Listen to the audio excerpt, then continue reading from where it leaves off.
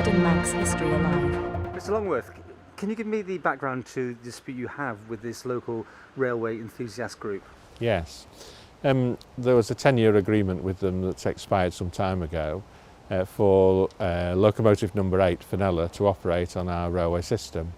Within that, the boiler also spent 3 years in one of the other engines, number 1, of 1873, to celebrate one of the many centenaries the railways had. At the end of that agreement, there was a proposal to renew it on the same terms, unbreakable for a further 10 years. And that was completed, all the arrangements were completed just before I was appointed. And on my appointment, Minister Quayle asked me to review it for him. I reviewed it for him and found it unsatisfactory. In what way? It was too onerous in the long-term contingent liabilities for the island for the use we'd get out of it, and having to restore it at the end of that period to almost as if it had just come from Bay of Peacocks. Now, they're claiming that you had an agreement in place.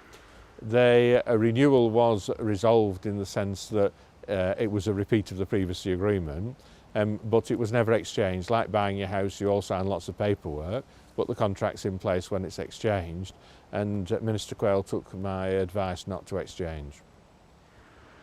What happens now? Well, the Society have a large amount of rolling stock, two freight vehicles on the MER, the Cleminson coach you've seen here, Fenella itself, and more importantly locomotives 5 and 9 at the back of this shed.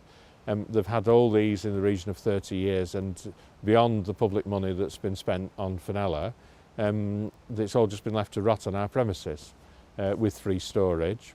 And clearly the asbestos is a worry for us, it's a worry for our employees, and we need to remove that from the premises before it closes the railway. Okay, let's talk about that then. I mean, we've seen there's 2 engines wrapped, bubble wrapped, effectively, I suppose you call it. It's sealed off anyway from the outside air. How dangerous is that? Well, it's the best type, most dangerous type of asbestos. It's blue asbestos, which lags the boiler. And of course, we're on a floor in the depot that is only stone, loose stone, ballast. And clearly, if any of that rusts through and leaks onto the floor, it will just close our operation. Every piece of ballast on the floor will need cleaning. Well, clearly they can't just turn up tomorrow and take it away if they wanted to then, can they? No, they have to give 14 days notice to and have a plan with health and safety to take them away. And we've been waiting now since last spring for them to undertake that work. You've asked them though to remove all their rolling stock in the next few weeks. Well, we're in a situation that 10 years ago, yes, there was an agreement to use Fenella. All the other rolling stock was in much better condition, and there was a goodwill gesture. They were allowed free storage, but we're now in a position where goodwill seems to have exhausted, and that goodwill really is us paying out money, and we've turned the money off, and that's causing the aggravation.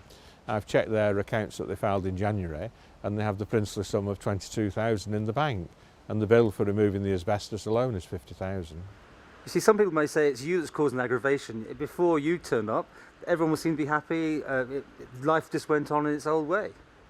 Yes, it might be, but perhaps I'm more experienced transport manager and I've replaced a civil servant and I understand what the issues are. How will this be resolved? That's an interesting question. The only resolution requires money, and that money has to come from Mr. Hendry and his society, or it has to come from the public purse. And my suggestion is it should come from Mr. Hendry. If this agreement, which is running out and time is running out on what you're going to do, will you literally be taking, obviously not the ones with asbestos, but the other rolling stock, will you just be taking it out and leaving it outside to rot? He will effectively force us to deal with the asbestos issue with public money, because we can't risk it closing the railway. But it's not yours to deal with, is it? It's not ours to deal with, but nor can we just push it out the gates and leave it on the promenade.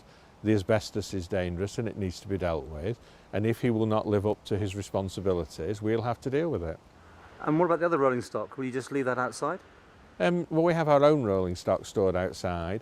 The railways are now much smaller than they used to be. We're carrying 300,000 passengers a year.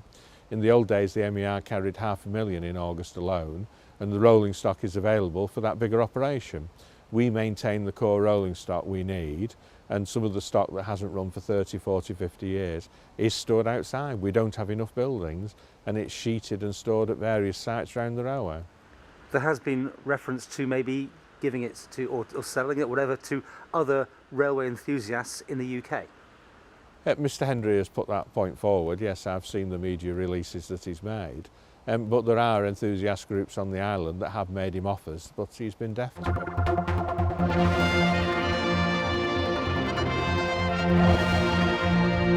Please subscribe to the Isle of Man TV archive channel.